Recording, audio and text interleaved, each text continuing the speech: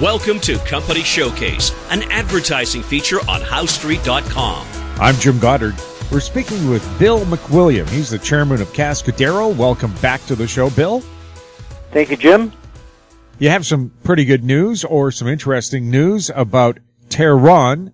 Can you tell us about it, and what is a Taron to start with? A Taron is a beautiful little purple flower that grows at about 4,500 meters in the Argentine Puna, and it's that the property is actually named after that flower. So it's very resilient, it's very tough, and we're trying to emulate that and get that deposit moved forward. We have just published a technical report on Taron, 43101. We put it on our website yesterday, so anyone that's interested in reading about the property, it's a unique property. It's a very fascinating. I know nobody likes reading geology. It's just not it's not a pastime, normal pastime. It is for me, but you should read a little bit about this property because it's a one-of-a-kind situation. And we think we've made great progress on it recently. We've drilled 35 drill holes in the property, and they are all listed in the 43101, and you should note the assays are in parts per million, and every drill hole has an interval of cesium in it. Now, we can't publish a resource yet because we have another issue, which I'll get into in a minute. But the way you have to look at those holes, we have 10 higher grade holes, and they're essentially islands in a large shallow ocean, or a large shallow sea, if you want to look at it that way. But they're going to give us the direction, so to speak, to drill holes, a quadrant of holes around each one of those, to increase the grade of the deposit, because that's where the high-grade zones are.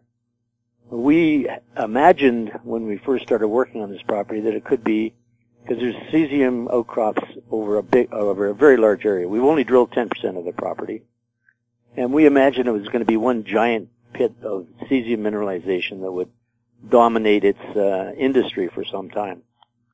The chances are now that we're going to be looking at 9 or 10 or 12 smaller pits, and this is not unusual for gold deposits or epithermal deposits in general, because that's what this is. And you can mine those and build a mining company around the smaller pits, and that may be the case, but we still don't know the answer.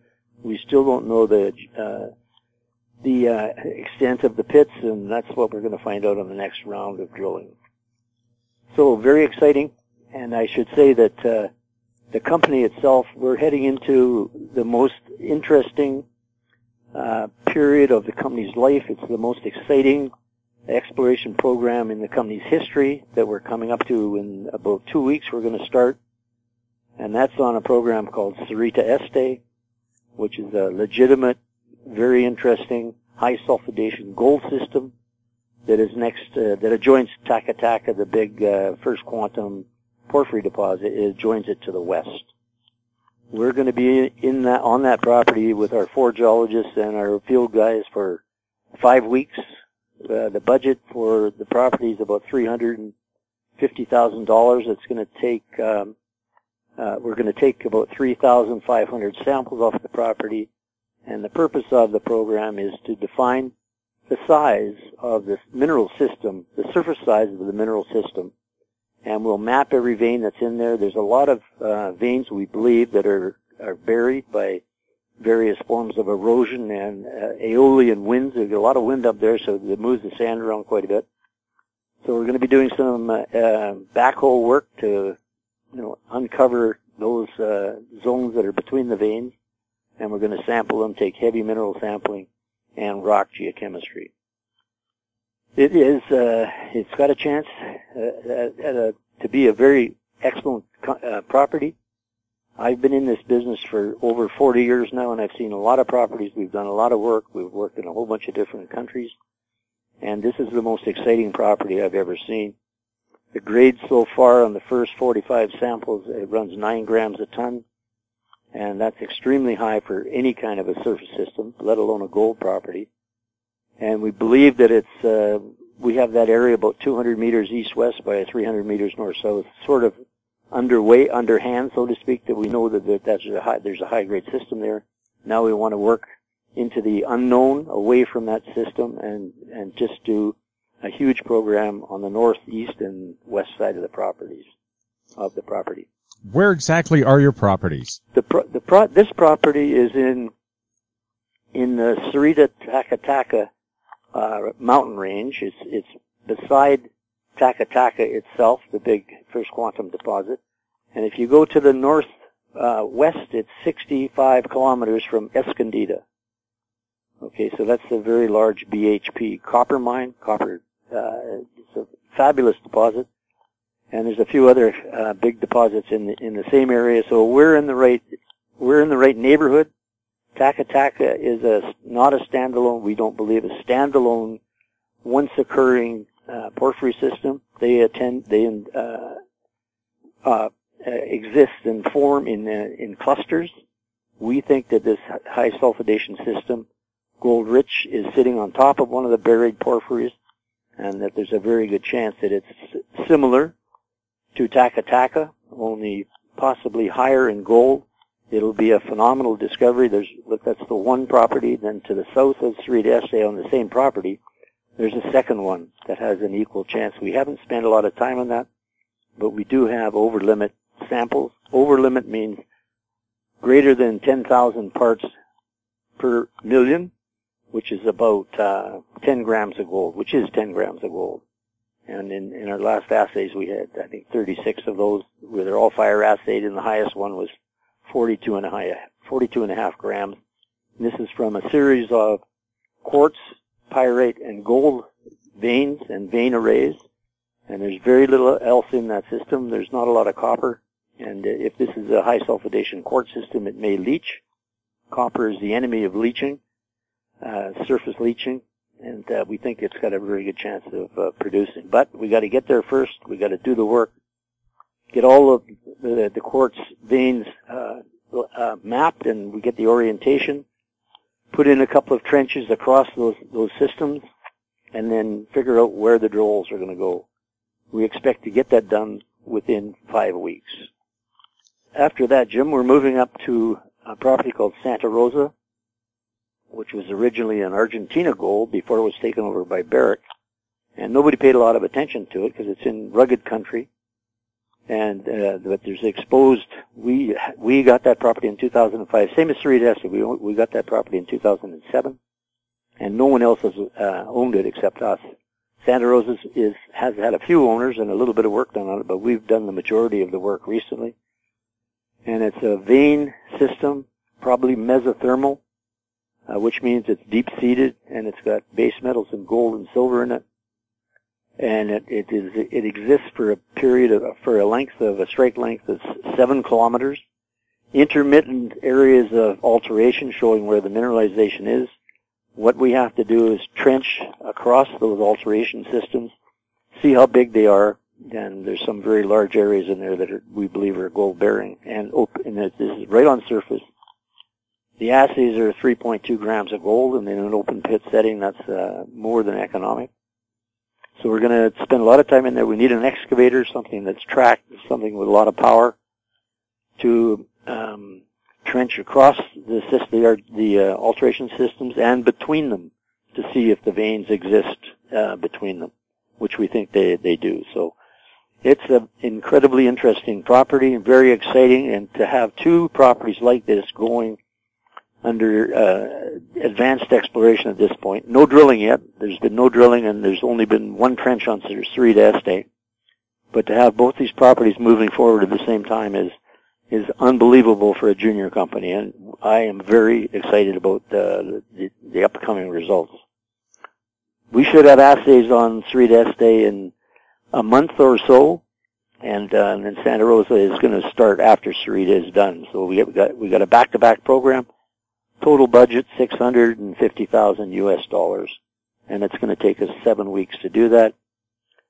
We will break for Christmas sometime in the first part of November, and Argentina basically parties for all of December and most of January. We'll be back in the field probably in the fourth week of December. Sorry. January, and carry on from there. Okay, so we've got a lot of work ahead of us here, but I've never seen two properties as good that in one company that both of them are going to get worked on. We've got an excellent team of geologists. They know exactly what they're doing. We had a meeting. Everybody's on the same page. We know exactly the exploration plan, and now we just have to get in the field and execute it. Very interesting, very exciting. You've done some improvements as well in your investor relationships. Can you tell us about that? Yeah, we've had a lot of discussion with our shareholders, our board itself, and everybody's thinking that we should do something with our investors relation program, which is basically non-existent. And we're reviewing several different opportunities. There's several ways we can do this, but I really want to choose the correct one. It's going to cost actually quite a bit of money to get this done. And historically, my own view is that you don't end up with an exit path based on an investor relations program. An exit path, I mean by the program and what you're doing leads you to the investor, the company that's going to buy your property. The perfect exit path, of course, is getting a property, making it work, showing that it's economic, and getting taken out by a major company. That is the path that I've always been on. We've been close a couple of times, and now we're going to be, I think we're going to pull it off this time. That's the exit path that I've always looked for and always put all of the money in the ground. I realize now, though, that there is no retail component in the market. It's a very illiquid market, and we get a little bit of news, the stock runs up to 12 cents, and then 2 days later it's at 8 cents again. And frankly, I'm disappointed, but a lot of that's my problem, and I'm going to solve it and get the liquidity into the stock and to get some value. We're not getting value for the company, and the program I hope we can come up with is something that will let a lot more people know about this company. This is the best property package in Argentina by a long shot, and nobody knows about it. So I'm taking that on as a responsibility to the company and to the board, and we're going to do something about that and get the stock more liquid so that everyone is going to feel better for sure when the stock is trading. And we're going to get a lot of people paying attention to it. They'll see the value because there's really no comparable to what we have in Argentina or anywhere else for that matter. We've got 26 properties. They're all phenomenal properties. And the other day I was going through the archives again, and I found our original business plan in the archives and our original staking. Now that was in 2005. To 2004 and 2005, and it was possible at that time in Argentina to stake 10,000 hectares, which is a big piece of ground, and not pay any money for 5 years. So our business plan was to acquire as many large tracts of ground that had alteration on them. They didn't have to have mineralization, but alteration, showing that there's a heat source, which is what you're looking for, on the ground. And we ended up with 223,000 hectares. And every one of those properties, our geologists and prospectors walked them, took samples, and by one we eliminated them. And now we're down to 51,000 hectares from 223. And now you've got the core. We've got 4 core areas we're working in. They're all superb properties, and they've all got a chance to produce value for the company. And I just have to get that into the public domain and say, look, this is a great little company. Nobody knows about it. Come and give me a call. I will email anybody that wants our master list of properties or any other program or any other report they like. Just email me at bill@cascadero.com, and I will send you the information you're looking for. Because this is a unique opportunity with, I think, very, very high upside potential. Bill, for new listeners, can you give us a bit of background about Cascadero? Cascadero, yeah, you bet. It was formed as a subsidiary of Stealth Minerals, which was a company that I was the CEO of from 2002 until very recently. And Stealth basically did something similar to what we did in Argentina, or maybe the other way around. Stealth staked an area in British Columbia called the Toodoggone Volcanic Arc. And that's now the home of a whole bunch of very interesting properties. We did property scale, district scale, I should say, geochemistry, had a bunch of co-op students. We built a 50-man camp in the Toodoggone right on the Finley River, 2 helicopters and 22 kids and a bunch of geologists. And we took, 20,000 samples that summer and broke the back of the Toodoggone with respect to geochemistry and the alteration signature that these deposits have. Those properties are now in the hands of the larger company. Hunter Dickinson just acquired from us the remaining part of the Toodoggone Arc that we owned. Cascadero bought it from Stealth. Cascadero was formed as a copper porphyry exploration company, and we still have a couple of properties in Argentina, but it was not a design to have a copper porphyry. We wanted to go after gold and high sulfidation systems. So Cascadero has been in this business for a long time. The reason the Argentine business, I also designed the Argentine business and was the founder of that business, was because we had a great team of geologists. And summertime was fine for the Toodoggone. You might get 5 months work done. But the end of start of the winter is not a nice place to be, so you don't have a news source to maintain the company for the winter. So we formed an Argentine company. I did a deal with a partner of mine, a good friend, who had a geochemical database, and we got together, spent some money, and started the properties. And we were able to keep the guys that know what they're doing, the team, working. In the winter in BC, and in the summer in BC they were working. In the winter in BC they were in Argentina in the summer. So it's worked out fantastically well. And we now have, as I said, we're down to a core group of properties that have been through many geochemical programs, and they've been truthed a little bit. Now we got to get to the drill program, because that's the only way you can create value in a property. That's the expensive part, but it's absolutely necessary. We expect to drill Sarita Este and Santa Rosa and finish off Taron with respect to some infill drilling around the high-grade holes that we know are there, and increase the grade of the deposit, which is necessary now. I should say that there's a sophisticated, innovative metallurgical program going on at UBC. We're making progress there. The purpose of that is to reduce the reagent cost of the leaching system. And if we can do that, it will make very low-grade cesium mineralization economic. That's what we have to do to assure we can publish a resource that everybody can rely on. And that'll give the company, it's a significant value to the company. The cesium industry, if you're interested in reading something that's very fascinating, is in chaos right now. There are 2 companies that have controlled this market for 25 years. Both of their mines are out of ore. And there's no resource, cesium resource on the planet, except Taron, that has been found in the last 25 years. So we need to get in there. We have to do some more work. We got to maybe double or triple the size of the resource. And those companies have no way to replace the reserves. And so I think there's going to be, someone's going to blink here fairly soon, and we're going to get a partner having a view, looking at what we've done, what we're doing, and the potential of Taron. So I'm very excited about that as well. Bill, where is Cascadero traded, and under what symbols? Cascadero is traded under the symbol of Charlie Delta, CCD, on the Toronto's Venture Exchange. It trades in the range of, well, recently of 8 to 14 cents. It's currently this morning, I think it closed at 8.5 cents.